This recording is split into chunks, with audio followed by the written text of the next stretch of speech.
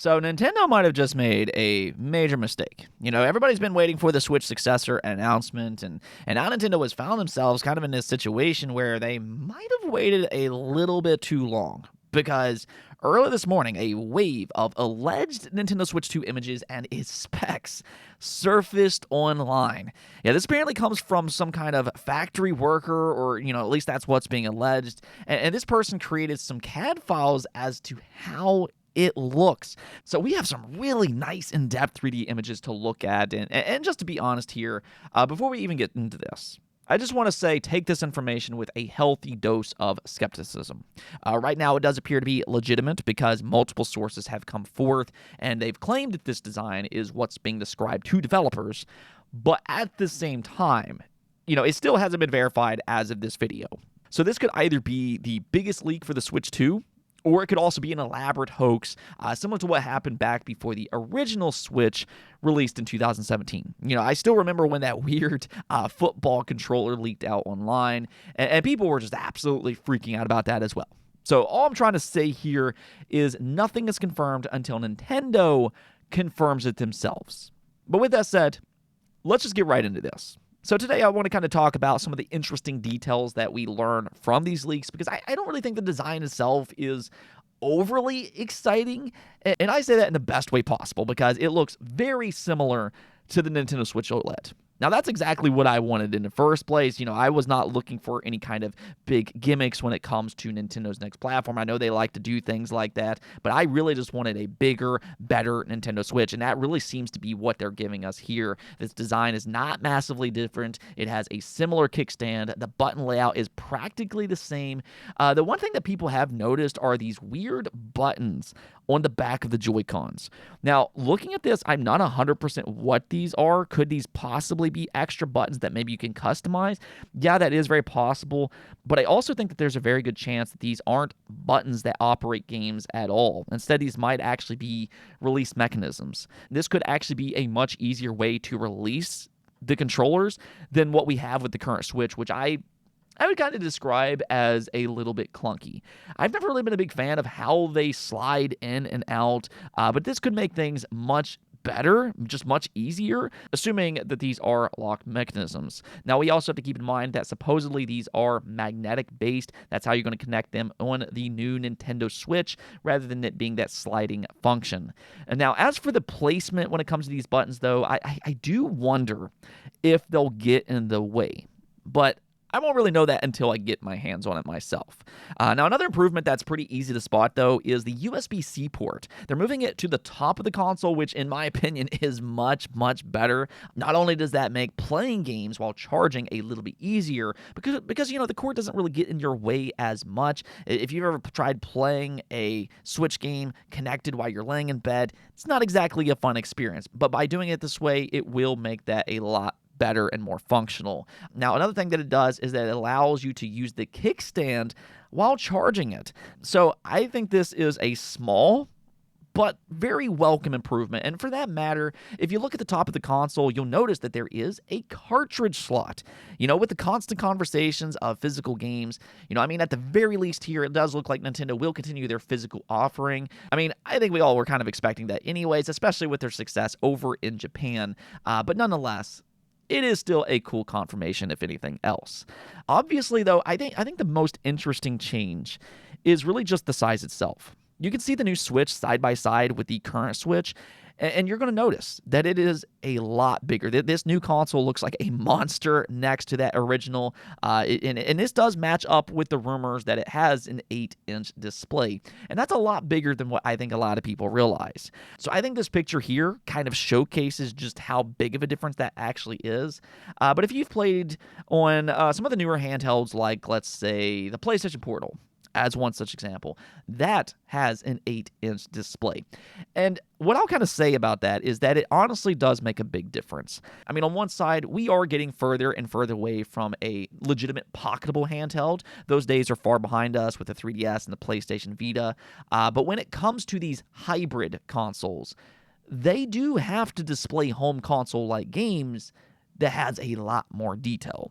You have to think about those small details and things like font size, and by giving them a bigger screen, it really does help in a major way. I can attest to that myself, and I think people are going to absolutely love an 8-inch screen. That alone, in my opinion, is going to make the Switch 2 feel like a major upgrade. Though I will say, if rumors continue to be true, then it'll probably be an LCD screen. I know a lot of people wanted an OLED. I would have preferred that myself, but as I've said before, an LCD in itself is not necessarily a bad thing. It really just kind of depends on the quality that Nintendo goes with for its display. The original Switch, it had a bad LCD screen, and I think that has left a bad taste in a lot of people's mouths, and that's why it really did need that OLED upgrade. But if you look at something like the ROG Ally as one such example, that has a really good LCD display. So it really just kind of depends on what Nintendo brings to the table, or at least early on, because I assume if they don't have an OLED option from day one, then it'll likely eventually come later on. Outside of its size, I don't think the most exciting part about this leak is necessarily the design itself. Again, it's very Switch-like with some nuanced changes. You're not going to see a major change. But where it gets really exciting is with its specs. I mean, check this out. Kami posted this up to make the raw numbers a little bit more understandable, and we'll just kind of read through this. So the alleged specs is that in handheld mode, it'll be right above the PlayStation 4 in terms of power levels before DLSS. I mean, you have to remember that DLSS is going to be a huge thing for the Switch successor. We've been talking a lot about PSSR this past week for the PlayStation 5 Pro, and DLSS is still the best AI upscaling technology, bar none. So this potentially could take Nintendo games to that next level, even beyond what the raw specs tells us here. So you have to kind of keep that in mind. But, nonetheless, in docked mode, it's apparently between the PS4 Pro and the Xbox Series S with more modern hardware than the former. Again, I think that's extremely impressive for a hybrid console. I mean, if you look back at something like the PlayStation 4 Pro, look at how good games like, let's say, God of War looks. Look at games like Uncharted 4. I mean, there are some absolutely amazing-looking games on that console. And then that's for the Xbox Series S. For as much flack that it receives, it's more than held its own this generation. The fact that it can run games like Space Marine 2, Alan Wake 2, Baldur's Gate 3, and the list just kind of goes on and on and on, that also speaks to the Switch 2. Maybe with the addition of DLSS, it can get some of these games as well. And again, for a handheld, that's mighty impressive. So that's a big piece of news in itself.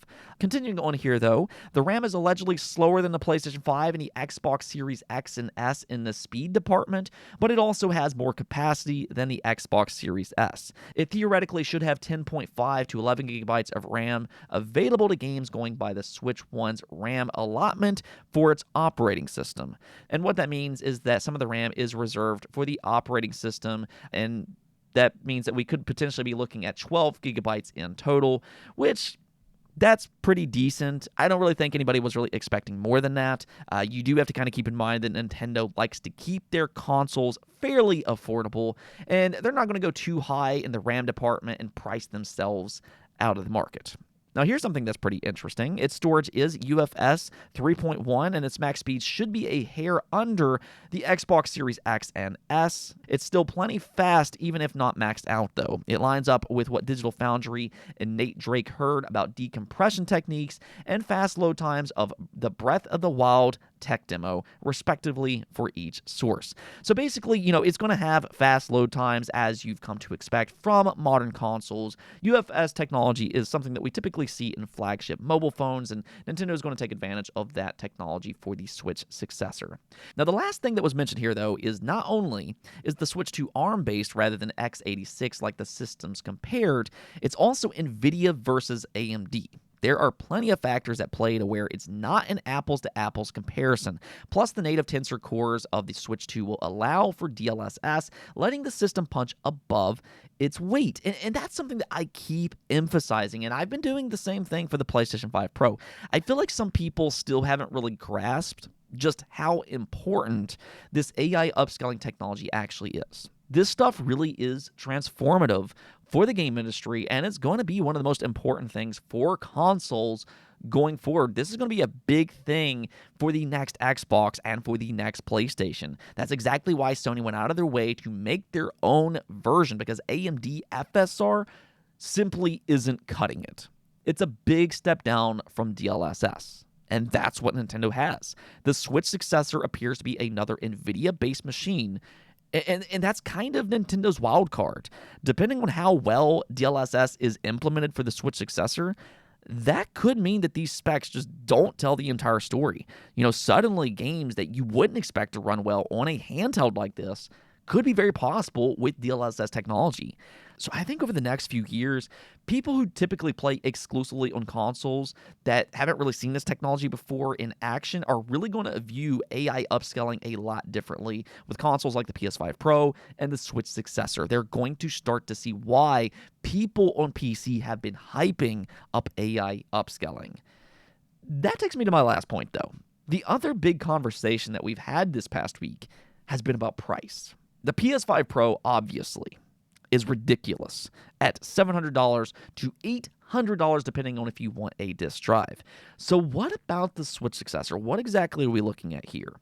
And when I see some of the specs, I feel like $400 to maybe $450 seems like a good price point. It does have a lower amount of RAM available and also its LCD screen. I imagine these are things to keep its price fairly low. So I want to lean on the side of $400 here. But, the thing is that it is kind of hard to predict these things in the climate that we're currently in. I wasn't expecting $700 for the PS5 Pro either, and yet here we are. So, let me hear your predictions below. All in all, though, I like what I'm hearing from this leak. I said it at the beginning of the video. Its design is very Switch-like. It's just bigger and better. And that's really all I wanted in the first place. I didn't want a bunch of gimmicks like Nintendo has done in the past. I feel like the Switch design is great as is. It really just needs some slight improvements and more design, and that's seemingly what we're getting. Though I will say this much, because of its similarities, I think it's going to be very important that Nintendo doesn't Nintendo themselves. And what I mean by that is, please, for the love of all things, please, Nintendo, choose a good name. Make it simple. Just call it the Nintendo Switch 2, because if they pull off another Wii U, then this console could potentially confuse a lot of people. Some people might walk into a store and see this thing and just simply think that it's a Switch XL and nothing else. So Nintendo, I'm telling you, just make it simple and clear that it is the Switch successor. That's all I'm asking for. Anyways, though, that's going to be for this episode, but do let me know what you think about this leak in the comments below. Do you like what you're hearing or not? Until next time, though, peace out.